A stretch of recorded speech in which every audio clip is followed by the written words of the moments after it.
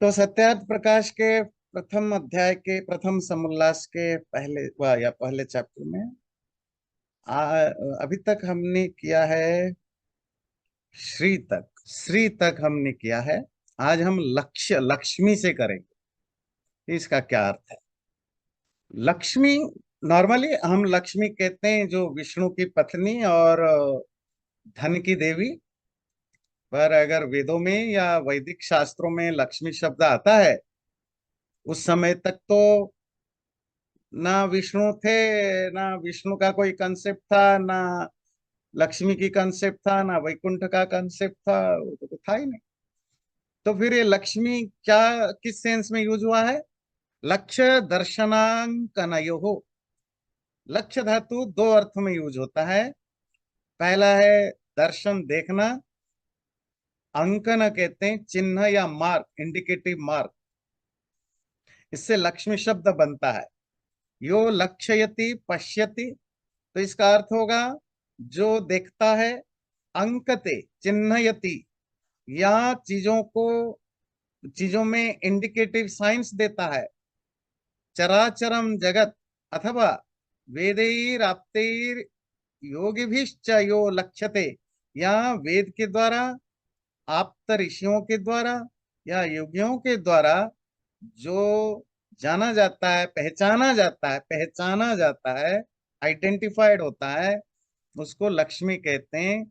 सर्वप्रियेश्वर, जो सब चराचर जगत को देखता, चिन्हित अर्थात दृश्य बनाता। जैसे शरीर के नेत्र, नासिका आदि, वृक्ष के पत्र, पुष्प, फल, मूल, पृथ्वी के जल के कृष्ण, रक्त, श्वेत, मृत, ये सब कलर है। कृष्ण वाला काला, रक्त मतलब रेड, श्वेत मतलब व्हाइट, मृत्तिका मतलब मिट्टी, पाषाण वाला पत्थर, चंद्र सूर्य आदि चिन्ह बनाता तथा सबको देखता। सब शोभाओं की शोभा, जो वेदादि शास्त्र या धार्मिक विद्वान योगियों का लक्ष्य अर्थात देखने योग्य है, उससे उस परमेश्वर का नाम लक्ष्मी है। ओके, तो इसमें दो चीजें हैं लक्ष्मी के। लक्ष्य धातु है, लक्ष्य धातु का अर्थ देखना, तो जो सबको, संसार को देखता है, या जो योगियों के द्वारा, वेदों के द्वारा, ऋषियों के द्वारा देखी जाती है, जानी जाती है। देखना मतलब जानना, वो लक्ष्मी है। दूसरा लक्ष्य धातु का अर्थ जो बताया कि जो डिस्टिंग्विशिंग मार्क्स होते हैं, तो परमात्मा ने संसार के हर चीज में एक डिस्टिंग्विश मार्क दिया। एक क्या, अनेक दिया। जैसे मनुष्य है, शेर से अलग है, शेर जो है वो बाघ से अलग है, बाघ जो है आम के पेड़ से अलग है, आम का पेड़ जो गन्ने से अलग है। हर एक को एक डिस्टिंग्विश मार्क के साथ बनाया है, इसीलिए वो लक्ष्मी कहलाता है। ध्यान रखिए, ये सब चीजें देना क्यों पड़ता है? क्योंकि जो आज के डेट में हम जब ये विष्णु, लक्ष्मी, सरस्वती देवी, दुर्गा, गणेश वगैरह शब्द सुनते हैं, हमारे मन में इस तरह का कोई थॉट नहीं आता। क्योंकि पिछले हजारों सालों से हम जिस तरह के माइंड ट्रेंड है, हम इन शब्दों को सुनते ही सीधा पुराणों की कहानियों की जो कैरेक्टर है, वो पिक्चर हमारे सामने आता है। तो ये, इसीलिए ये फर्स्ट चैप्टर बड़ा जरूरी है कि जब आप वेद वगैरह पढ़ें, वेद वगैरह मतलब वेद, ब्राह्मण, आरण्यक, उपनिषद, दर्शन शास्त्र आदि, धर्म शास्त्र आदि पढ़ें, वहां इस तरह के शब्द आए तो सीधा पुराणों की, देवी देवताओं के अर्थ मत करिए। और प्रॉब्लम भी यही हुआ। आपको बताएं, वेदों के भाष्य बिल्कुल जीरो मिलता है, नहीं है। अगर मिलता है भाष्य मतलब जो इंटरप्रिटेशन, कमेंट्री, सिर्फ यास्क मुनि का जो निरुक्त है, जो बेसिकली एक्सप्लेनेशन तो नहीं है, कैसे वेदों के शब्दों को इंटरप्रेट किया जाए, उसके बेस पर एक बुक लिखा जिसको निरुक्त कहते हैं। और उसमें उन्होंने कम से कम हंड्रेड्स ऑफ मंत्राज उन्होंने कोट किया है और उसकी अर्थ किया है। तो वो में बी ओनली सोर्स जिसमें वेदों को व्याख्या करने के लिए हमारे पास मिलता है, ब्राह्मण आरण्यकों को छोड़। और ये जो निरुक्त है वो 2-2,500 साल पुराना है। जो आज के डेट में जो हम जिसके सहारे वेदों को समझते हैं, जो अकेला एक इंटरप्रिटेशन या एक्सप्लेनेशन मिलता है, वो मिलता है सायण आचार्य का भाष्य। सायण आचार्य ने, आचार्य सायण ने चारों वेदों पर, उनके ब्राह्मण ग्रंथों पर भाष्य किया है, बहुत बड़ा काम किया। वो बेसिकली आंध्रा के हैं, पर प्रॉब्लम है कि वो 14-15 सेंचुरी के हैं, मतलब 400-500 साल पहले की। और सायणाचार्य की जो अकेला भाष्य मिलता है, इंटरप्रिटेशन मिलता है, और वेद के ऊपर कोई नहीं मिलता, क्योंकि सब नष्ट हो गया जो भी है। वो सायणाचार्य मध्य युग के, मिडिवल एज के पक्के कंजर्वेटिव ब्राह्मण थे। इसीलिए उन्होंने, ब्राह्मण तो खैर सारे होते हैं, थे उस समय की जो मिडिवल एज की जो माइंड सेट था, कर्मकांड के प्रति, कास्ट के प्रति, जो कुछ भी बुराइयां अच्छाइयां थी, उन सब, और पुराण की, पूरी पुराण की स्टोरियों के द्वारा उन्होंने महाभारत वेदों की अर्थ करने की कोशिश की। और उसी के बेस पर जो वेस्टर्न आए, जर्मन स्कॉलर्स आए, फिर फ्रेंच स्कॉलर्स ने, फिर ब्रिटिश स्कॉलर्स ने भी वेदों की ट्रांसलेशन किया। सायण के बाद, ध्यान रखिए ये बड़ा इंटरेस्टिंग है, सायण जो कि 12th-13th सेंचुरी जो भी है, उनका उनका संस्कृत में ही इंटरप्रिटेशन है। उसके बाद जो अगर हमें इंटरप्रिटेशन मिलता है, वो किसी इंडियन का नहीं, सब वेस्टर्न स्कॉलर्स की। मैकडोनल, ग्रिफिथ, विंटरनीड जैसे 50 हैं, वो सब जर्मन है, फ्रेंच हैं, ब्रिटिश हैं। आप गूगल अगर ऑनलाइन भी ढूंढेंगे, इंग्लिश ट्रांसलेशन उन्हीं का ही मिलेगा। वो तो और भी कदर कर रखा है, क्योंकि उनको भी वेद कहाँ समझ में आता है। तो उन्होंने संस्कृत पढ़ के सायण का जो भाष्य है उसका ट्रांसलेशन किया। और सायण जिस हद तक बिगड़ा हुआ तो था, ये जो लोग आए सायण का ट्रांसलेशन करते समय थोड़ा अपने वेस्टर्न स्टाइल में भी बहुत कुछ चेंज कर डाला। तो जो आपके पास वेद की भाषा, और उसी बेस पर फिर आगे हिंदी, बंगाली, तेलुगु, तमिल वगैरह में जो अभी 19th-20th सेंचुरी में ट्रांसलेशन हुआ है, वो सब या तो सायण भाष्य का ट्रांसलेशन है, या ये जो अंग्रेज, जर्मन, फ्रेंच लोगों ने ट्रांसलेट किया उसकी ट्रांसलेशन। डायरेक्ट वेद को ट्रांसलेशन करने वाले रहे ही नहीं। शायद स्वामी दयानंद पूरे हिस्ट्री में सायण के बाद है जिन्होंने डायरेक्ट वेदों को उन्हीं के स्टाइल में अर्थ करने की कोशिश की। और सायण की प्रॉब्लम थी, उन्होंने मिडिवल एज की सारे बुराइयों को जस्टिफाई करने के लिए वेदों को यूज किया, और वेदों के अर्थ करते समय सारे पुराणों को ही कोट किया, जबकि पुराण और वेदों के बीच में हजार हजार सालों का डिफरेंसेस है। तो यहीं से प्रॉब्लम स्टार्ट होता है। कॉमन आदमी तो वेदों को नहीं पढ़ सकता, कॉमन आदमी क्या, पढ़े लिखे लोग भी नहीं है। तो इसीलिए दुनिया भर में जहां भी आपको कोई वेद कोट करता मिले, वो डायरेक्ट वेद को नहीं जानता। वो या तो ग्रिफिथ के थ्रू पढ़ा है, विंटरनिट्स के थ्रू पढ़ा है, मैकडोनल्ड के थ्रू पढ़ा है, मैक्समुलर के थ्रू पढ़ा है, या अगर ज्यादा विद्वान संस्कृत पढ़ा लिखा है वो सायण के थ्रू पढ़ा है। बस हमें कितनी प्रॉब्लम है। और ये इसीलिए ये फर्स्ट चैप्टर की इंपॉर्टेंस है। आप पुराणों के कैरेक्टर के थ्रू वेदों को जब आप देखेंगे, क्योंकि पहली नजर में यही आएगा, तो प्रॉब्लम। पिछले बार हम गणेश की बात कर रहे थे, है ना, तो अभी जैसे आज ये हम पढ़ रहे हैं लक्ष्मी, विष्णु वगैरह। तो ये बहुत इंपॉर्टेंट है टू डिस्टिंग्विश कि जो पुराणों की कहानियों में जो देवी देवता या कैरेक्टर्स हैं, वो केवल वेद नहीं, जो प्री पौराणिक लिटरेचर में उस तरह का कोई कैरेक्टर नहीं मिलता। फॉरगेट अबाउट वेद, कोई भी लिटरेचर में नहीं मिलता। मोस्ट ऑफ प्री पौराणिक लिटरेचर में इस तरह की विष्णु, शिव, ब्रह्मा, गणेश, कार्तिक, लक्ष्मी, पार्वती आदियों का भगवान के रूप में यूज नहीं हुआ है। ये ध्यान, ये केवल वैदिक नहीं, बाकी चीजों में भी नहीं है। जब ये चेंज होती है तो hmm. It's kind of always transition is slow. Hmm. तो ये मैं जो अभी सुन रहे हैं हम कि लक्ष्मी की डेफिनेशन ट्रू में क्या थी, और जो पुराणों में उसको लक्ष्मी को डिफाइन किया गया, it was totally different. I mean वो हम्म। कोई उसमें क्लोजनेस ही नहीं है कि वो धन की देवी और कहाँ पर जो सब कुछ देखता है, देखने वाला है। हम्म। तो हाउ कुड पीपल एक्सेप्ट इतनी सडनली के इट्स टोटली डिफरेंट हाँ, डेफिनेशन। बड़ा अच्छा क्वेश्चन पूछा। देखिए क्या है कि सोसाइटी में इस तरह की चीजें कब आती है, जब सोसाइटी में इलिटरेसी और सोशल प्रॉब्लम्स होते हैं। तो क्योंकि भारत में, भारत मतलब आज का भारत नहीं, भारत तो टुकड़े टुकड़े टुकड़े छोटा होता जा रहा है।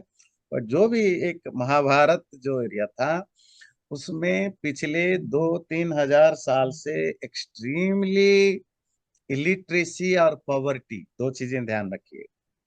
इलिटरेसी और पॉवर्टी, गरीबी और अशिक्षा एक्सट्रीम लेवल पर था या है।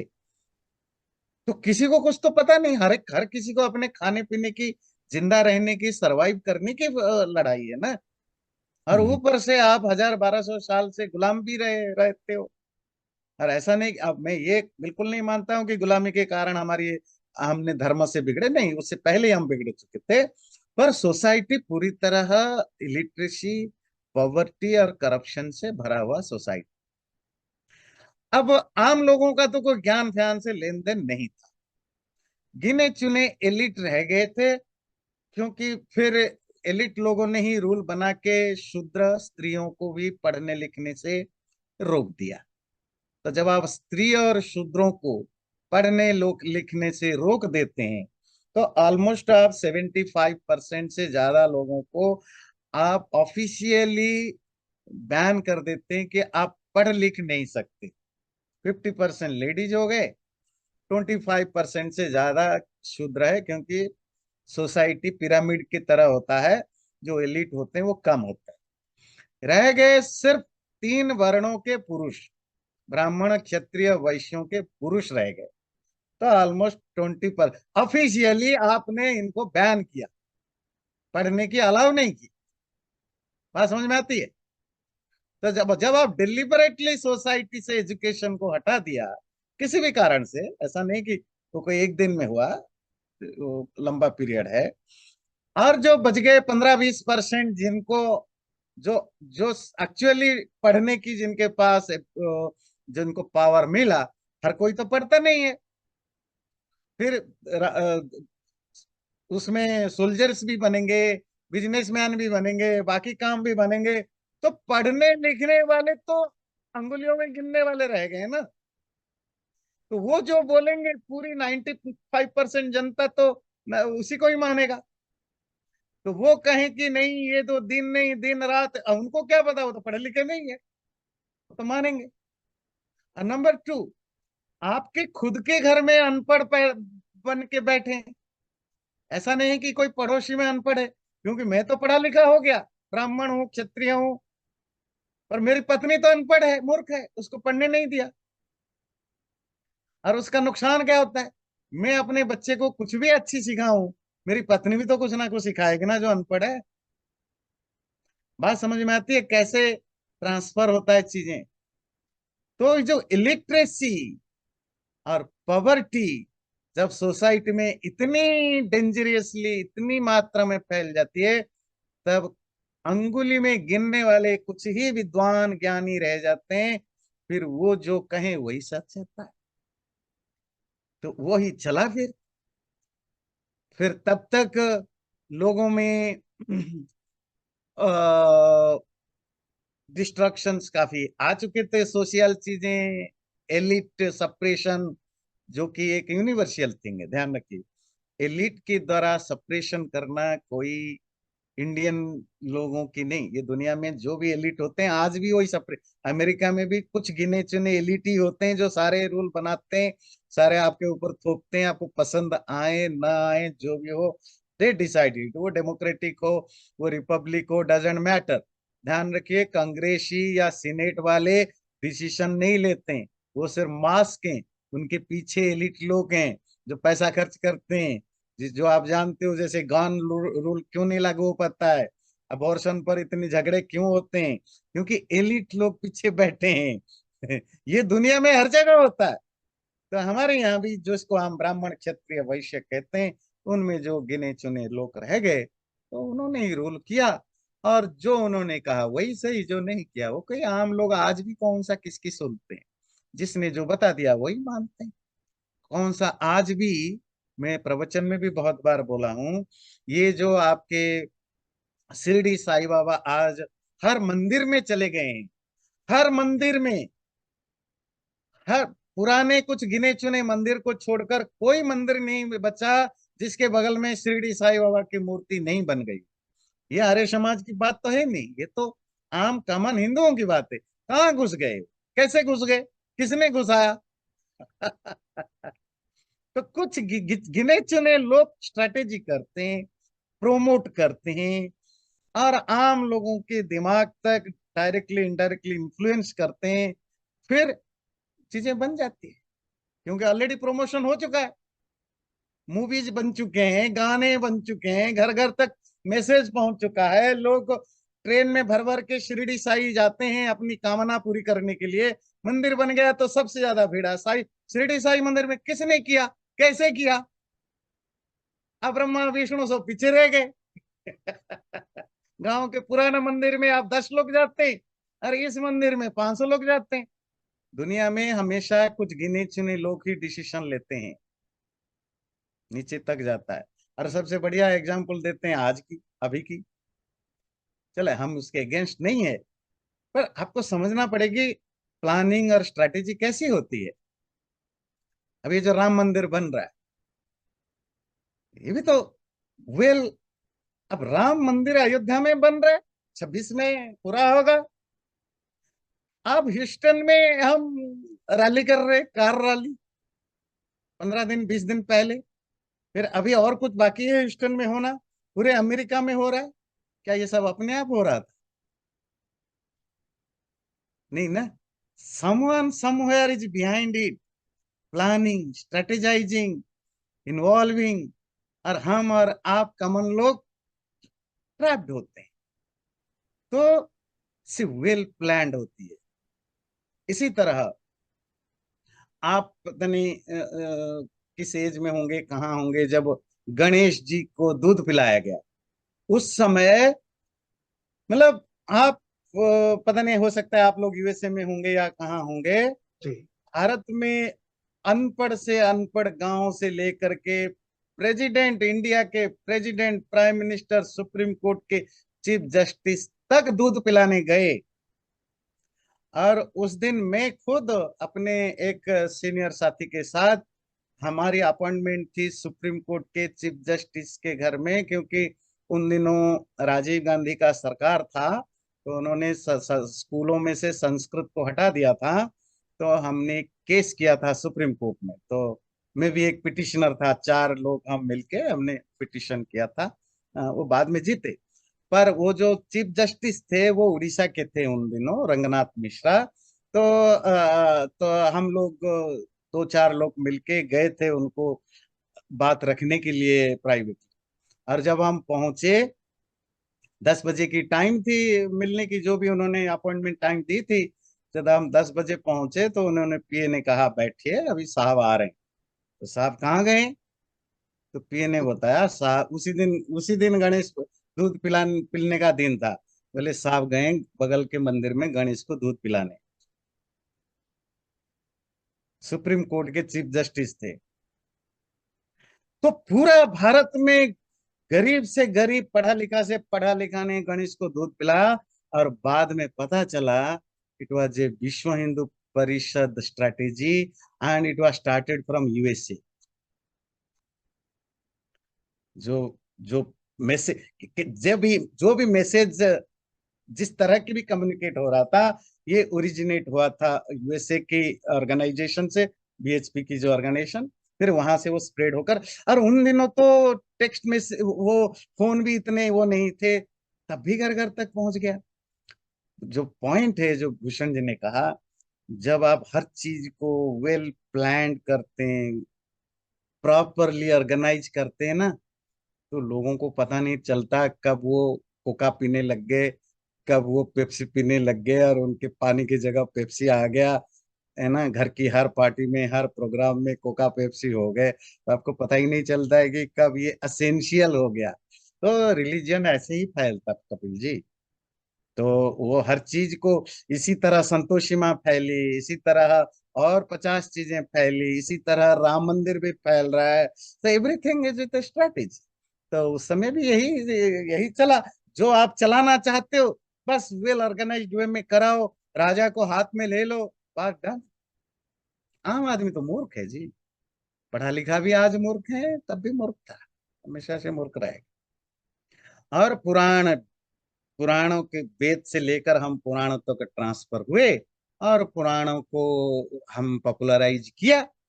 सबसे बड़ा एग्जाम्पल है आज की डेट में, आप जब धार्मिक चैनल देखते हैं, चलो आप हिंदी स्पीकिंग है तो हिंदी धार्मिक चैनल आप देखिए। वैसे भारत में कम से कम आज के डेट में मोर देन 500 या 1000 के करीब करीब जो टीवी चैनल्स हैं, जो सिर्फ धार्मिक धर्म से रिलेटेड हैं, अलग अलग लैंग्वेज में। हिंदी में ही कम से कम 40 50 60 70 100 करीब होंगे। रीजनल भी हिंदी के बहुत होते हैं, बाकी बंगाली तेलुगु तमिल सरेक में 10 15 20 25 होते हैं।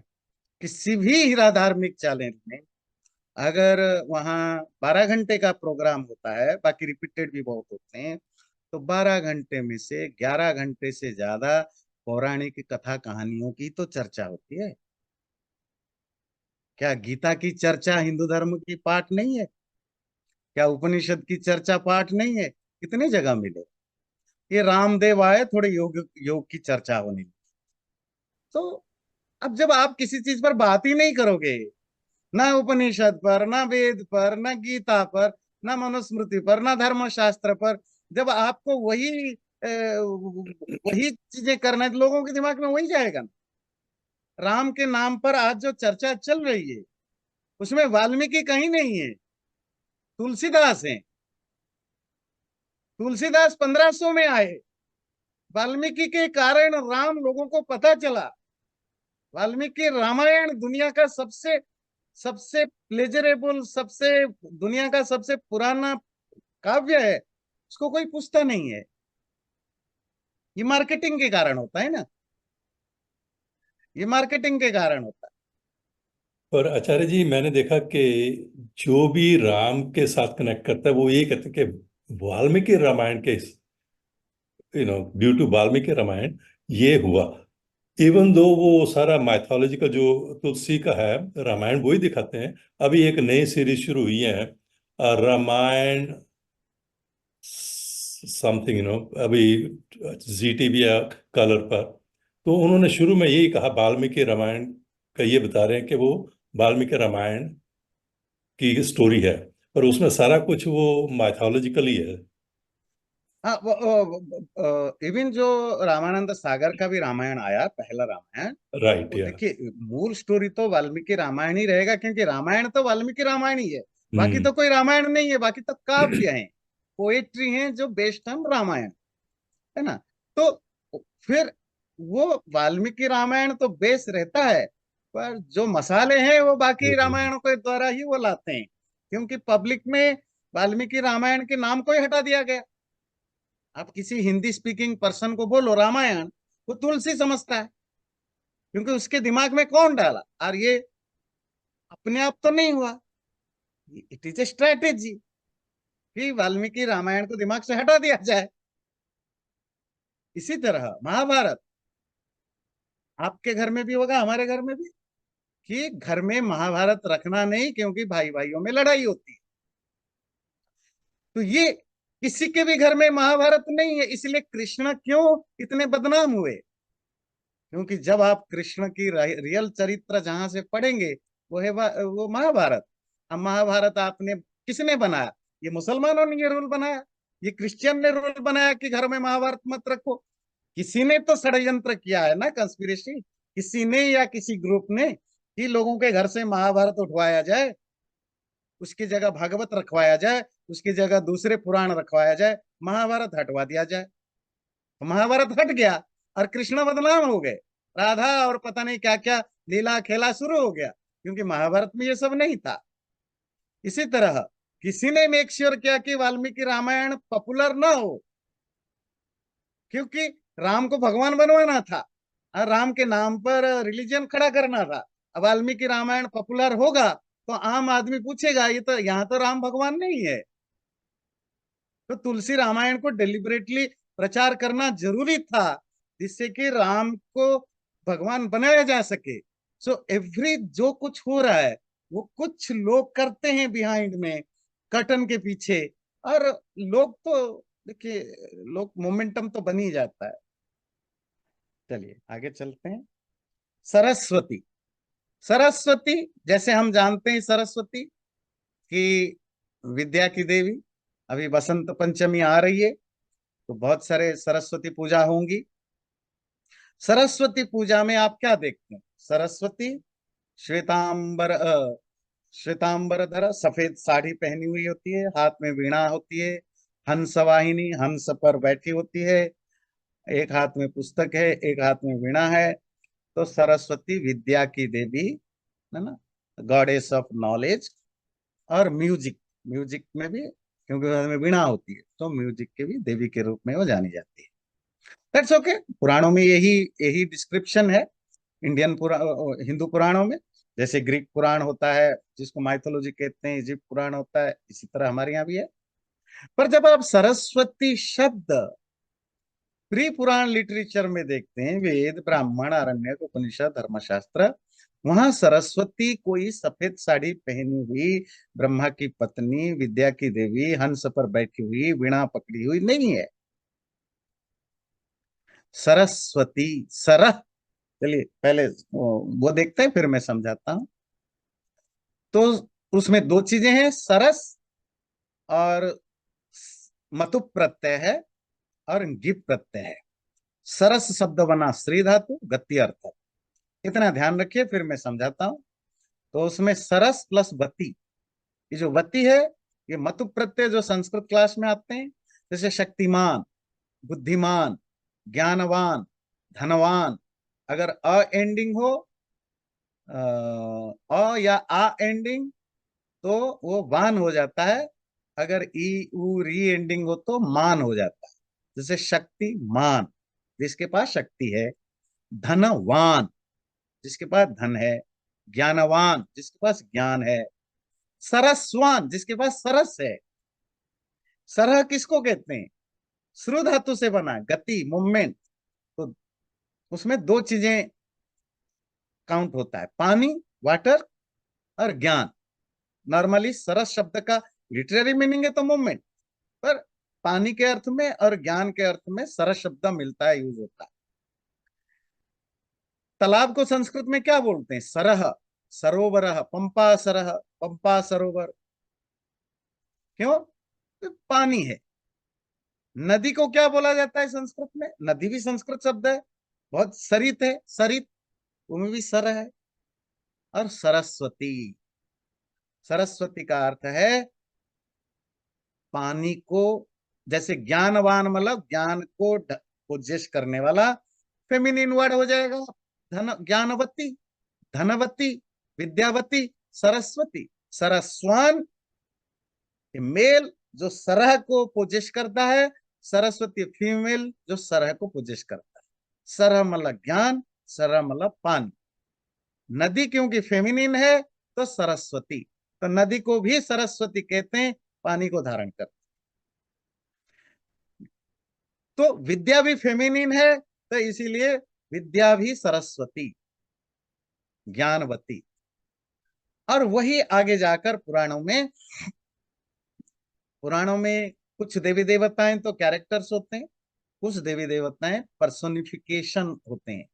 जैसे वो आर्टिस्ट होता है ना, तो आर्टिस्ट को आप बोलोगे प्यार को एक एक आर्टिस्टिक वे में कन्वे करो, तो हमने क्या किया, तो हमने ये जो हार्ट का पिक्चर बना के उसमें एक वो एरो लगाया, तो इससे artistic expression of love, romantic love. हर चीज को आप उसको एक एक पर्सोनिफाई करते हैं, आर्टिस्ट का काम होता है।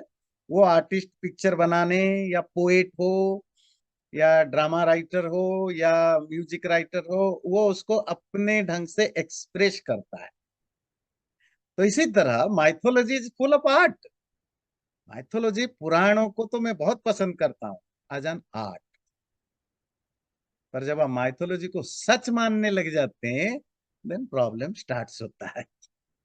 जो रियल मानने लग जाते, जैसे मूवीज है, मूवी बनाने का आर्ट है, तो माइथोलॉजी भी आर्ट है, स्टोरी टेलिंग। और हिंदुस्तान की आर्ट स्टोरी टेलिंग से बेटर दुनिया में कहीं नहीं है। और इसका नमूना है कि पुराणों को पढ़िए, आप रात दिन पढ़ते रहेंगे, आपको आपको मजा, आप आपको उठने को मन नहीं करेगा, इतनी स्टोरीज हैं। और हम बच्चों को स्टोरियां नहीं सुनाते पुराणों की। अब पुराणों में बताए गए स्टोरियों के कैरेक्टर को देवी देवता बना के पूजवाने लग जाते हैं, पर स्टोरी नहीं सुनाते हैं। किसी को नहीं पता कि भाई लक्ष्मी की क्या स्टोरी है, ये तो सब नहीं सुनाते हैं। तो स्टोरी सुनाओ, एंजॉय करो, बुक्स लिखो, हजारों लाखों करोड़ों बुक्स लिखो, करोड़ों मूवीज बनाओ, आपको बहुत कमाई होगी, आपके बच्चे कल्चर से रिलेट करेंगे। वो तो सब हम नहीं कर रहे हैं, जो पुजवाने लग जाते हैं। खैर, अलग बात है। तो सरस्वती विद्या का पर्सोनिफिकेशन के रूप में पुराणों में देवी के रूप में आया। विद्या प्योर होती है, नॉलेज। अब प्यूरिटी के सिंबल है व्हाइट, इसलिए सरस्वती के कपड़े भी व्हाइट हैं। और उनका जो वाहन है वो सॉफ्ट होना चाहिए, प्यूरिटी का रिप्रेजेंट करना चाहिए। तो किसको बनाया? हंस, स्वान। और हंस की और एक क्वालिटी है, और ये सच है कि झूठ है पता नहीं, पर ऐसा हमारे संस्कृत लिटरेचर में मिलता है कि वो क्षीर नीर विवेक करता है। मतलब अगर आप हंस को दूध दे दो, तो दूध में पानी मिला के, तो हंस दूध पी लेता है, पानी छूट रह जाता है पीछे। अब ये कितना सच है मुझे पता नहीं, पर ऐसा इंडियन माइंड में ये है। लिटरेचर में, इवन मॉडर्न लिटरेचर में भी पढ़ाया जाता है, हंस जैसा निरक्षर विवेकी बनो। मतलब be a distinguish person, to make distinguish between water and milk, है ना। और उसी का आगे जाकर हिंदी में कहावत बनी, अच्छा चलो ये कर लो, दूध का दूध पानी का पानी हो जाए। बोलते हैं ना, दूध का, ये क्या मतलब है? वो उसी हंस जो पानी और दूध को डिफरेंशिएट कर लेता है, तो उसी का आगे चल करके बना। और पानी और दूध को जो अलग करना, इसको कहते हैं विवेक, डिस्क्रिमिनेशन। और डिस्क्रिमिनेशन आता किससे? विद्या से, ज्ञान से। इसलिए विद्या देवी सरस्वती हंस पर बैठी है, क्योंकि हंस विवेक है, डिस्क्रिमिनेटिव पावर।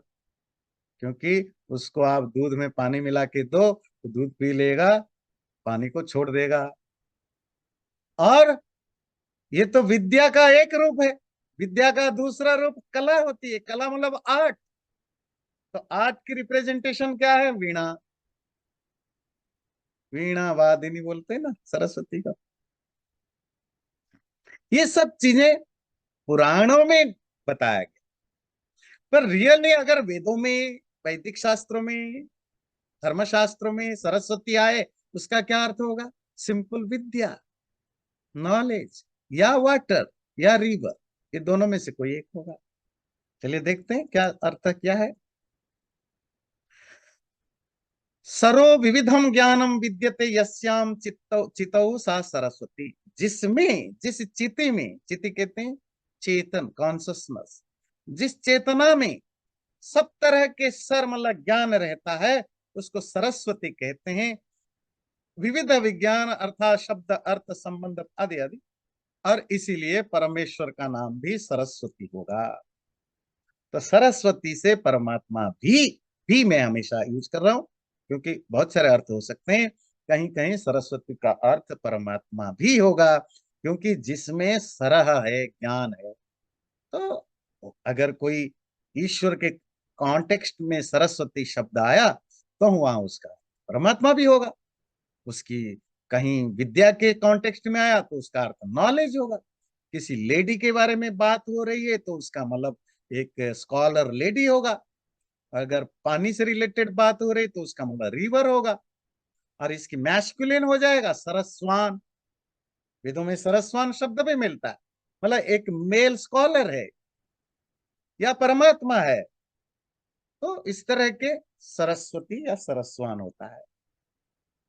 सर्वशक्तिमान, आइए हम सर्वशक्तिमान का सिंपल मीनिंग है ऑल पावरफुल। जैसे सरस्वती में वती शब्द आया, तो शक्तिमान में मान शब्द आया। वही मतु प्रत्यय मतलब वाला, ए पर्सन हु पोजेस शक्ति। सर्व ऑल, तो क्या भाव है? सर्वाः शक्तयो विद्यन्ते अस्मिन् स सर्वशक्तिमान ईश्वर।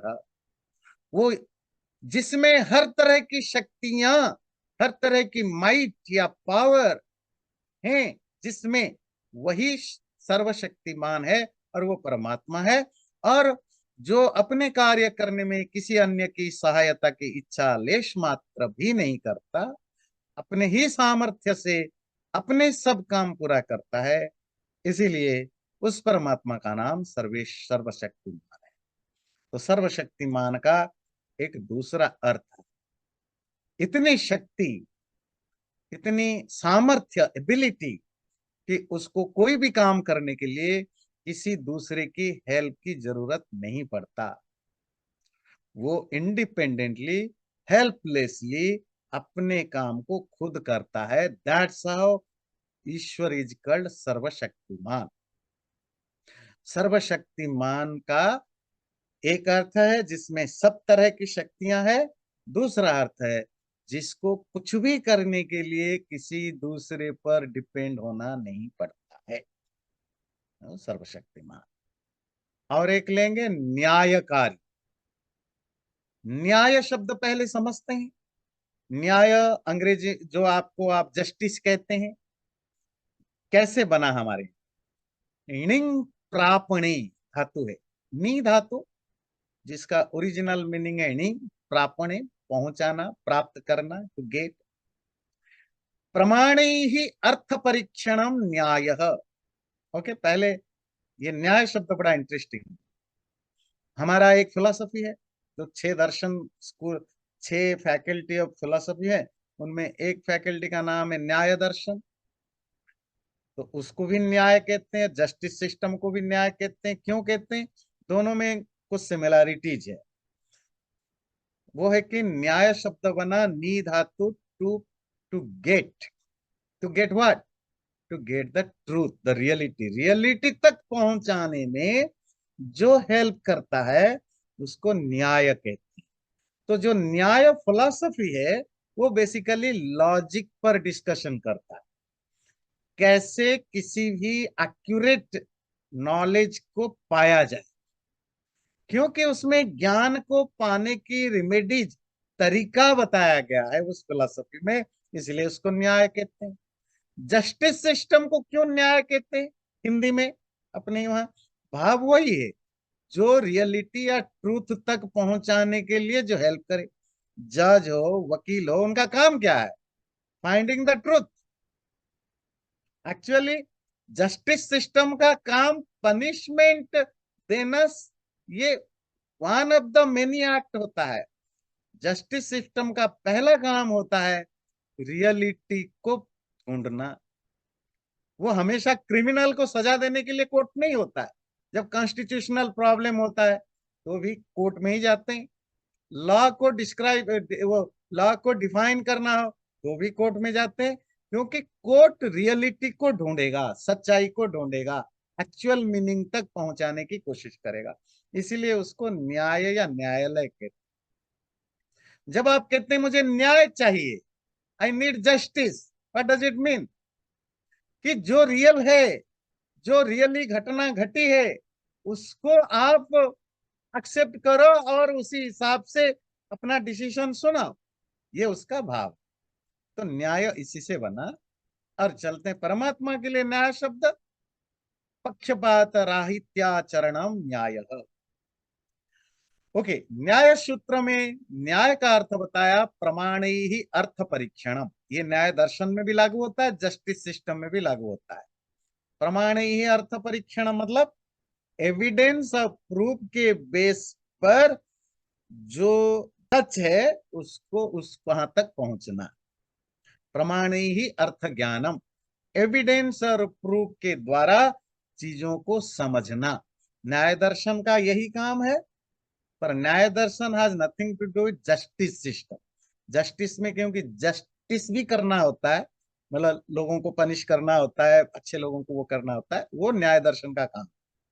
पर दोनों में बेसिक चीजें कॉमन है, और जस्टिस सिस्टम में भी वही है। और दूसरा जो उसकी मीनिंग बताया गया, पक्षपात राहित्याचरणम, इम्पार्शियल और जस्ट ट्रीटमेंट। पक्षपात, पार्शियलिटी, पक्षपात रहित, जहां जहां पार्शियलिटी एब्सेंस हो, इम्पार्शियल बिहेवियर, और जस्ट ट्रीटमेंट, उसी को न्याय कहते हैं।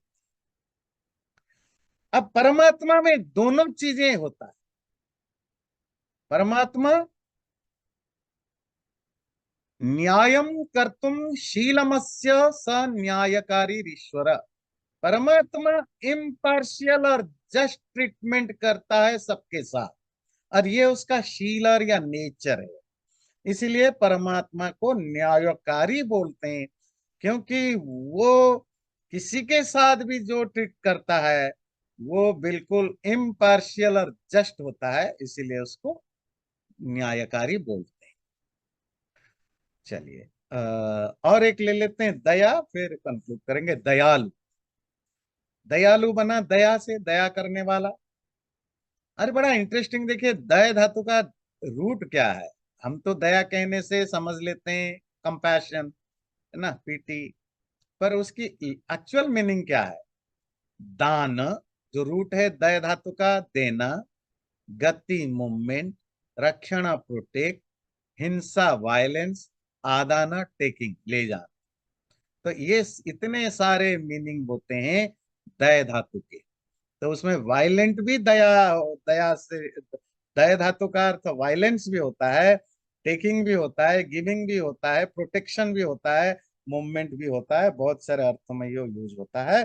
पर यहाँ उसका अर्थ है, वो परमात्मा को दयालु कहलाता है क्योंकि he is giver of fearlessness, निर्भय देने वाला, knower of all knowledges, protector of all, due punisher of all evil doers. सारे अर्थ फिट बैठेंगे। दया दान, परमात्मा ने ही ज्ञान दिया है, एबिलिटी, सामर्थ्य दिया है, इसीलिए वो दयालु है। दया के अर्थ में, इस अर्थ में, देने के अर्थ में। जानाति, वो संसार का हर वो अच्छा बुरा सब कुछ को वो जानता है, इसीलिए भी दयालु है। रक्षण, वो लोगों को प्रोटेक्ट करता है नेचर के थ्रू, जिसके थ्रू प्रोटेक्टर है, इसीलिए दयालु है। हिंसा, तो परमात्मा हिंसा क्या करता है? जो एविल डूअर है, जो बुरे लोग हैं, उनको पनिश करता करता है कर्म सिद्धांत के द्वारा, इसीलिए वो दयालु है। तो इन सब अर्थों में साथ परमात्मा दयालु है। तो हमारे यहाँ दयालु का अर्थ कंपैशनेट नहीं है, हमारे यहाँ अर्थ है देने वाला, पनिश करने वाला, रक्षा करने वाला। इन सब अर्थ में दया अर्थ होता है। इसलिए स्वामी जी ने, मैं यही पूरा करता हूं पर एक इंटरेस्टिंग चीज आपको बताते हैं। तो स्वामी जी ने एक जगह आर्गुमेंट हुआ सत्यार्थ प्रकाश में, उन्होंने लिखा कि परमात्मा न्यायकारी है या दयालु है? मतलब न्यायकारी मतलब जस्ट है, या दयालु कंपैशनेट? वो इसीलिए क्योंकि दोनों अपोजिट हैं। जब आप कंपैशन, दया करेंगे तो आप जस्टिस नहीं कर सकते। कोई बोला माफ कर दीजिए प्लीज, तो आपने माफ कर दिया क्रिमिनल को, तो आप दयालु हो गए, पर जस्टिस तो नहीं हुआ। तो परमात्मा न्यायालु दयालु दोनों तो नहीं हो सकते, कोई एक होगा। क्योंकि जस्टिस अगर जज अगर दया करने लगे फिर वो जस्टिस नहीं है, और अगर जस्ट करने लगे फिर वो दयालु नहीं हो सकता। तो स्वामी जी ने कहा नहीं, परमात्मा दयालु भी है न्यायालु भी है। बोले कैसे? बोले जब वो पनिश करता है दुष्ट लोग, और जज भी जो जो कोर्ट का जज भी है वो न्यायालु भी है दयालु भी है, जो जो जस्टिस करता है वो दया भी करता है। तो स्वामी जी एक्सप्लेन करते हैं, मैं उनके एक्सप्लेनेशन को थोड़ा आपको एलाबोरेट करके बताता हूँ। सपोज एक जस्टिस क्रिमिनल को पनिशमेंट देता है, तो स्वामी जी की भाव में कि जब आप एक क्रिमिनल को पनिश करते हो उसमें जस्टिस तो होता ही है, दया भी छुपा है। दया किसके प्रति? उसके द्वारा जो टर्चर्ड हुए, जो हुए तो हुए, आगे बाकी लोगों को सफर करना ना पड़े, ये जस्टिस की दया है उन लोगों के प्रति। नंबर टू, इवन क्रिमिनल के प्रति भी दया है, क्योंकि जब वो जेल में रहेगा पनिशमेंट भोगेगा तो वो सुधर जाएगा। अगर उसको पनिशमेंट नहीं मिलेगा तो वो सुधरेगा नहीं ना जी। आप उसको प्यार से समझा करके भी तो समझा सकते हैं। ठीक है, स्वामी जी कहते हैं बिल्कुल, अगर वो प्यार से कहने से सुधर जाता है वो भी जस्टिस है, वो भी दया है। अगर प्यार से करने पर भी नहीं सुधरता तो आपको छोटा पनिशमेंट देना पड़ता है, वो पनिशमेंट भी दया भी है और जस्टिस भी है। दया उस क्रिमिनल के प्रति, अगर उससे भी नहीं सुधरता तो आप उसको बड़ा सजा देते हो, जेल के में डालते हो। क्यों? उससे कम से कम फ्यूचर गलत काम ना करे, और जस्टिस भी होता है। जो जी फांसी की सजा हो जाती है वो भी दया है, वो भी जस्टिस है। जब वो आदमी सुधरना ही नहीं है तो उसके कारण बहुत लोग मारे जाएंगे, सफर करेंगे, उनके प्रति भी दया है। और ये आदमी और पाप ना करे, अपने पाप कर्मों को ना बढ़ाए, इसीलिए उसके भी दया हो रहा है। तो परमात्मा भी, ये जो यूनिवर्स में परमात्मा की जो नेचुरल जस्टिस है उसमें कर्म सिद्धांत काम करता है, वो भी दया भी करता है। जब अच्छे करने से अच्छे फल मिलेगा, बुरे करने से बुरे फल मिलेगा, तो लोग डरेंगे बुरे कर्म करने से। ये कर्म सिद्धांत जितना ज्यादा पॉपुलराइज होगी ना, जितना प्रमोशन मार्केटिंग होगी, उतना रियली पाप कम होगा।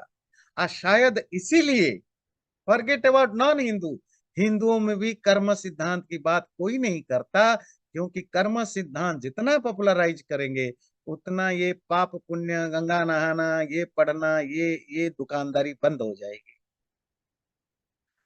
दुकानदारी बंद हो जाएगी, बाबाओं के पास आकर के मुक्ति मिलना बंद हो जाएगा।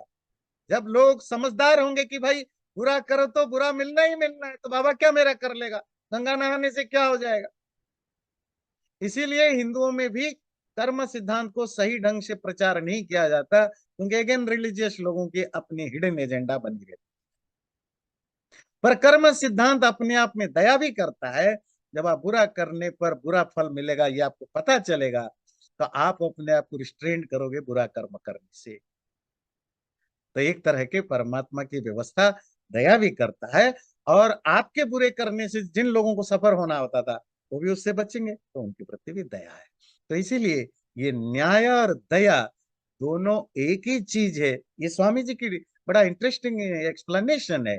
न्याय और दया दो अपोजिट नहीं है, और स्वामी जी ने वहां पनिशमेंट को भी दया के कैटेगरी में ही रखा है। पनिशमेंट देना भी वो एग्जाम्पल है, जैसे माँ बाप बच्चे को समझाते हैं कि सुधर जाए, वो दया है।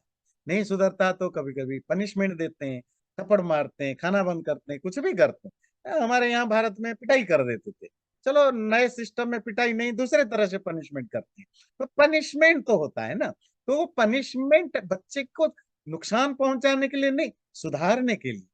और वो सुधारने का जो भाव है ये दया कंपैशन।